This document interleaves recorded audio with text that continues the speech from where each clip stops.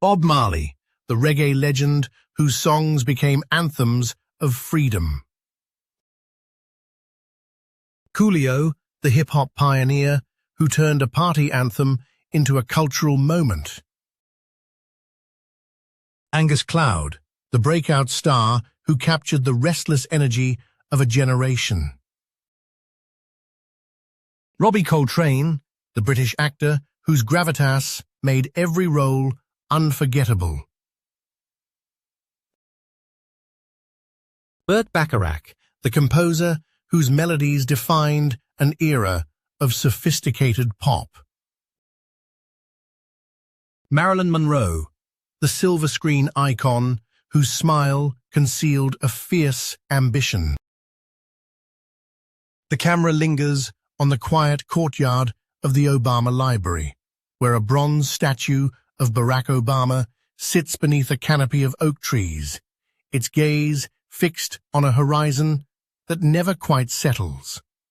It's a place that feels both like a pause and a promise, a reminder that the story of a man who once held the world's most powerful office is still being written.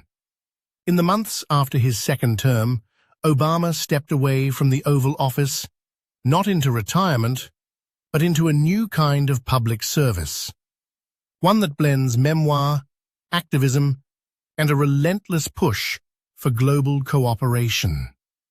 He was born on August 4, 1961, in Honolulu, a city where surfboards and military planes share the same skyline. His mother, Ann Dunham, an anthropologist, and his father, Barack Obama Sr., a Kenyan economist, gave him a cultural hybridity that would later become a political asset. As a child, he moved between Hawaii, Indonesia, and later a brief stint in Malaysia, absorbing languages and perspectives that most Americans never encounter. Those early migrations taught him that identity is a mosaic, not a monolith, a lesson that would shape his later rhetoric on unity. Returning to Hawaii for high school, he found solace on the baseball diamond, where the rhythm of a pitch and the crack of a bat offered a rare sense of control. It was also there that he first encountered the stark realities of race in America, sitting with classmates who whispered about the other and feeling the weight of a society that still categorized him as the other. Yet instead of retreating, he turned the experience into a catalyst for curiosity, devouring books on philosophy, politics, and African history. By the time he earned a scholarship to Columbia University, he was already crafting his own narrative of possibility. In New York, the city's relentless pace sharpened his ambition, but it also exposed him to the structural inequities that plagued the nation's poorest neighborhoods. A summer internship at a law firm in Manhattan was a brief flirtation with corporate law. But the next chapter, Harvard Law School, proved decisive. There, he won the prestigious Harvard Law Review's presidency, a position that thrust him into debates about constitutional interpretation and civil rights. Yet it was the campus's vibrant activism scene that ignited his desire to move beyond the courtroom and into the community. After graduating, Obama returned to Chicago, a city whose South Side was a crucible of segregation, crime, and resilience. He worked as a community organizer for the Developing Communities Project, a job that demanded he listen more than he spoke.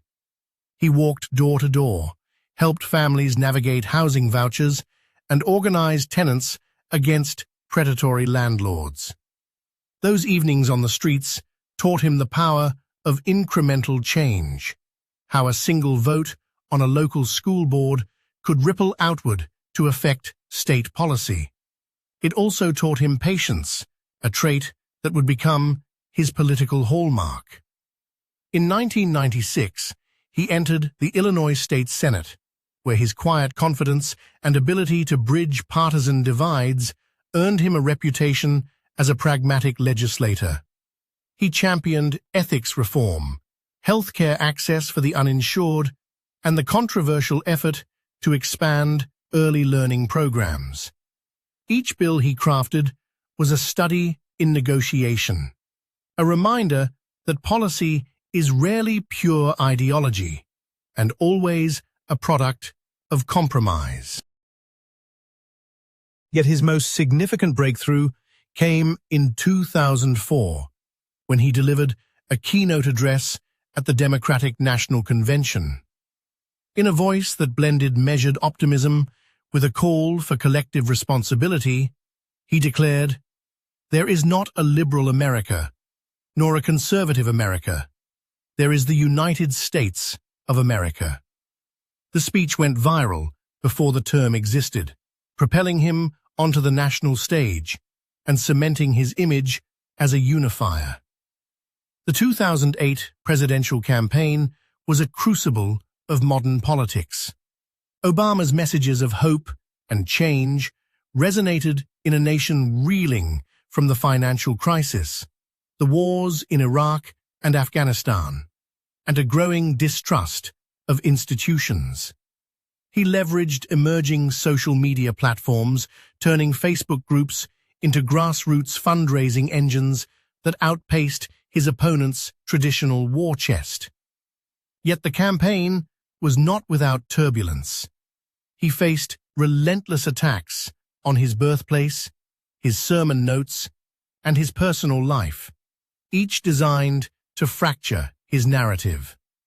Rather than retreat, he reframed the attacks as tests of his resolve, insisting that the true measure of a leader is how they respond to adversity. When he assumed the presidency in January 2009, the nation was on the brink of economic collapse. The Emergency Economic Stabilization Act, commonly known as the bailout, was a bold, controversial move that staved off a deeper recession. Simultaneously, his administration passed the Affordable Care Act, a sweeping healthcare reform that promised coverage to millions of uninsured Americans. Both initiatives required political courage, negotiation with a divided Congress, and an acute awareness that policy outcomes would echo for generations. Foreign policy under Obama was marked by a blend of realism and idealism. He authorized the operation that killed Osama bin Laden, delivering a symbolic closure to the post-9/11 era, while simultaneously seeking diplomatic avenues with Iran, culminating in the 2015 nuclear agreement. The pivot to Asia reshaped the United States' strategic focus, underscoring his belief that America's future lay in partnership rather than hegemony. Yet these moves were met with fierce opposition from hawkish elements within his own party, illustrating the constant tension between principle and political feasibility. Domestically, his tenure was also defined by cultural reckonings. The rise of the Black Lives Matter movement, the Supreme Court's decision on same-sex marriage, and the national conversation on immigration all intersected with his own legacy as the first black president. He navigated these waters with a measured hand, acknowledging the limits of his power while urging citizens to continue the work he started. His speeches often returned to the idea that democracy is a marathon, not a sprint, a theme that resonated as the nation grappled with polarization. As his second term waned, Obama faced the stark reality that his political capital could not fully shield him from partisan gridlock. The 2016 election, which resulted in a starkly different administration, served as a reminder that political momentum can be fleeting. Yet rather than retreat into nostalgia, he embraced a role as a senior statesman. he founded the Obama Foundation, an organization dedicated to empowering the next generation of leaders through civic engagement, education, and community development.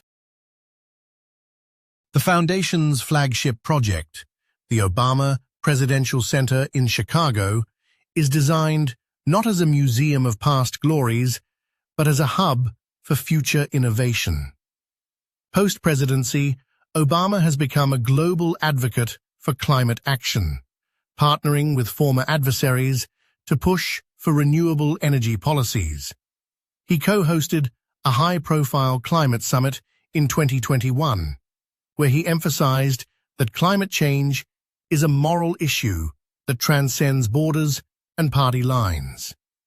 His involvement in the 2020 Democratic primaries, endorsing candidates, mobilizing voters, and speaking out against misinformation, demonstrated his continued influence on the political arena, even as he respects the democratic process that may eventually replace his own party's leadership. In the realm of media, his memoir, A Promised Land, offered an unprecedented glimpse into the inner workings of the White House, blending personal reflection with policy analysis. It became a bestseller, not because it mythologized his presidency, but because it presented the messy, human side of governance.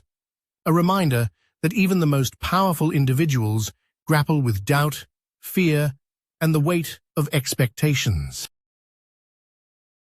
Today, Barack Obama remains a figure who straddles the line between history and the present. He appears on talk shows, delivers speeches at university commencements, and participates in podcasts that dissect contemporary issues. He mentors young politicians, urging them to prioritize empathy over ego. While his political future remains undefined, his legacy is already woven into the fabric of modern America. Through the healthcare system he helped construct, the diplomatic bridges he built, and the cultural conversations he sparked. In the still quiet moments of his life, the former president often reflects on the paradox of power. The more you achieve, the more you realize how much remains undone. That paradox drives his current endeavors, from advocating for voting rights to championing a global pandemic response that emphasizes equity and science. He may no longer sign executive orders, but his pen continues to shape policy. His voice still rallies crowds, and his presence still commands attention. The story of Barack Obama, therefore, is not a closed chapter, but an ongoing dialogue. It is a narrative that began on Hawaiian beaches, matured in Chicago neighborhoods, and now reverberates across continents. As the world watches the next chapter unfold, one thing remains clear: his capacity to inspire, to negotiate, and to envision a more inclusive future ensures that his influence will endure long after the cameras stop rolling. His journey reminds us that leadership is less about the titles we hold and more about the conversations we keep alive. Conversations about justice, opportunity, and the belief that a single individual, armed with conviction and humility, can indeed shift the arc of history.